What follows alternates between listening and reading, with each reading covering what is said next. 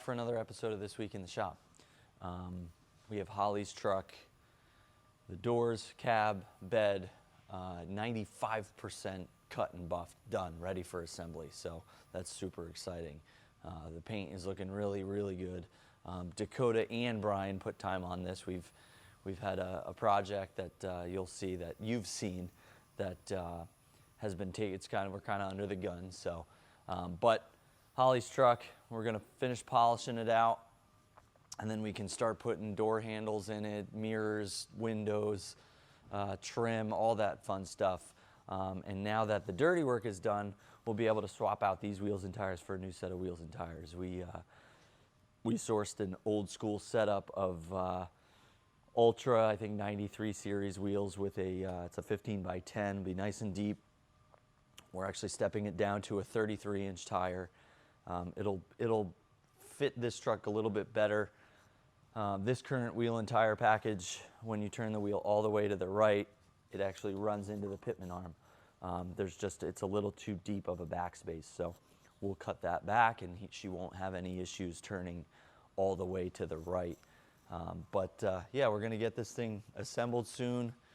It'll actually more look like a truck, and then we'll sand and buff the fenders, hood, tailgate, and get this thing done. We're shooting for it to be completed in about a month. So we'll keep hammering on this and getting it back together. We'll go over here, and today is delivery day for Steve's 87 F-150. It's got a few hundred miles, 150, 175 miles on it. Nothing has come up, so we're sending it home. Steve's gone through the ringer on this thing. We sorted a ton of stuff out on this truck and made it super nice and proper. Again, for those who don't know, it has a 429 big block Ford swap in it. Vintage air, Dakota digital gauges. It has all really, really nice parts. It's got a Silver Sport transmission TKX 5-speed in it. It's lowered. It's got 18-inch Detroit steel wheels, full 3-inch exhaust. It's just a really nice cruiser. Super, super solid truck. Yes, it's got the patina, but there is zero rust on this truck. Well, not zero, but pretty much none. There's a little rust around here, but he's ready to roll. When he originally had it built, he wasn't comfortable driving it, and now it is rock solid, so he can get in it, drive it all day, every day. Steve's wheels for a 67 Chevelle came in. It's outside of the box for what we would generally put on a car, but Steve's been dreaming about building this car this way for 25 years, so he's got this super glitzy glammy US mag, 18 by 11 in the back, 18 by 8 in the front, so he's gonna have a big fat wide 335 on it, so it's gonna look good. It's gonna be blue and chrome, a lot of shiny stuff on this 67 Chevelle. So in a couple weeks we're gonna get to final sanding and buffing that, and then we can get those wheels on there as well. James' little notch back here is done. It's a detail away from being delivered. Runs great. The trunk lid, the paint on the trunk lid is done. There's no more dent here, 2 dents, bing bing. That's all done, looks good. The match is really, really nice for being a panel painted part. So we're gonna get that thing cleaned up, and that thing should be getting delivered next week. Dakota is currently painting the tops for the phone booths. This week we actually delivered the phone booths to the store so that they could get them wired up and get the phone hooked up, get the ATM installed. And in the meantime, we went ahead and finished assembling the tops. Dakota is currently putting in some OT to get the tops painted today. Brian is coming in this weekend to assemble them, and they are getting installed on Monday, and the grand opening of the ShopRite in West Caldwell is on Tuesday of next week. So we're super excited. It's coming down to the line. It's coming out really, really nice. All of our subcontractors and vendors kind of pulled together and just nailed this project out of the park. It's completely out of left field for us, but it was a good challenge, and it allowed us to work with Reversion Raceworks and kind of see where they can kind of flex their muscles, getting the CAD done, the engineering done, and using their subcontractors. So super excited to have this project under our belt. This is Chad's daily driver, but he's doing brakes on it. Justin's 79 F-250 is now up on my lift, and I'm putting together the exhaust. Super cool exhaust. It's got shorty headers, like I had mentioned in a previous video. Shorty headers from a Fox body, stainless steel Flowtech headers. I cut the factory ball and socket off of them and welded on a V-band clamp, so it kicks down over here. We tested at ride height. Drive shaft has a ton of clearance, so I mean, he should be able to jump this thing if he wants to and not have an issue. I don't think he will, but some flex joints to take care of any thermal expansion and the rocking of the motor into this boreless switch fire crossover, which is kind of a straight pipe and an X pipe all in one, into 3-inch piping all the way back with a set of FP Performance Street Series mufflers, and then it's going to kick back here, straight back, and then wind up coming out right here behind each tire.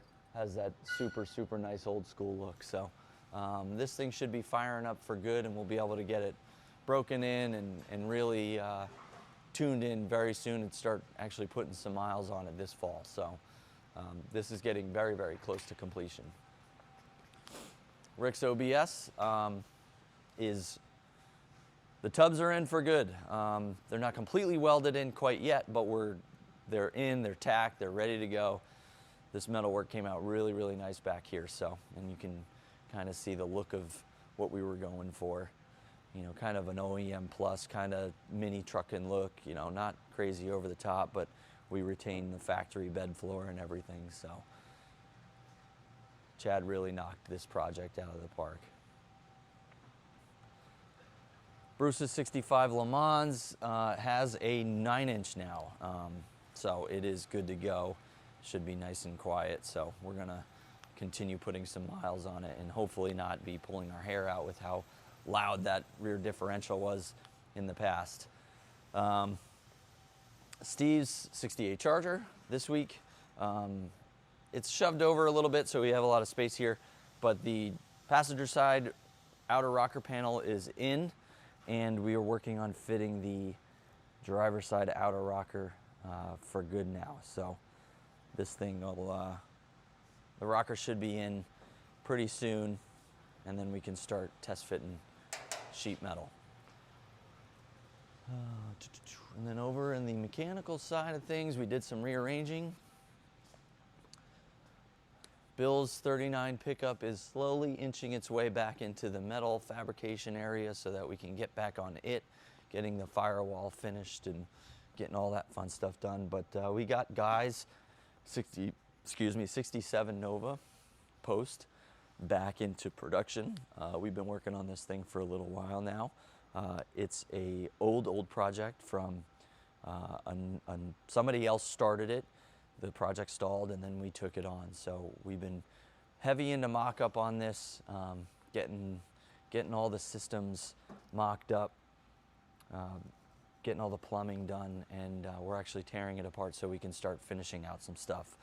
All the underhood stuff is going to go the factory body color with a flat clear, and then we'll start working on getting the engine pulled apart and start finishing out some pieces on it as well. So you'll continue to see this over the next couple months going together real nice. So then we have Steve's notch back. This is a down and dirty ripper project, kind of similar to Chris Johnson's GTO. We're not really concerned about how anything looks. I mean, of course, we're going to put things together nicely and all that, but as far as he just wants to getting this thing in tear gears. It's got a 427 351 base motor with AFR Renegade heads. This thing's gonna really tear ass. It's gonna be a lot of fun on the street. It's backed by a T5, and we all know it's not meant for this world, so, but Steve just wants to run it for now. I'm sure Third Gear will exit the chat at some point. But yeah, he's been trying to get this car back together, so we took it on, so we'll be putting it back together. Paul's Lincoln is up on the lift and continuing the Trans Diag. Chris's 68 GTO is a alignment away from being ready to go home. We had, like I had mentioned previously, we had issues with that rack, and we got that taken care of. But being that the rack has been in and out so many times, we're going to give it one last front end alignment so that it doesn't eat up the tires and it drives good, and that thing is ready to go home. And then finally for this week, we got Tony's 83 GLX mounted, bolted on the Roadster Shop spec chassis, and we completed doing the initial teardown. We got the engine bay stripped. It's all torn down. By the way, for those of you that you don't know, 83 only for the prop rod over here. Yeah, it's all stripped. We'll end up filling some holes, getting rid of some holes on the firewall that aren't going to be used. Being that we don't need the shock towers, we will be getting rid of them. I don't want to shave it completely. I don't want it just to be a flat panel. We're actually going to give it some texture and some contrast with some custom, bead rolling, and we might give it a faux shock tower look where the shock tower will just be a short thing. We still want to pay homage to an original structure of a Fox body, but we don't do that. We don't need these anymore, so we'll actually get them out of the way, and we'll have a lot more clearance for plumbing, whatever we want to put in there. It's just going to be a lot cleaner. So yeah, look at that. Still has the buck tag. So we're excited to continue on Tony's Mustang. We're going to be getting a Bowler T56 in this thing, and so we'll be able to mock up the drivetrain and everything and continue making this Fox body be the next banger that we come out with. So if you like this video, feel free to subscribe. If you want to reach out to me via social media, Blue Sky Performance Jesse, Blue Sky Performance, feel free to reach out with any questions, comments. Tell me what you want to see more of. Maybe I'll do a feature of a specific project in the shop, and we'll see you next week.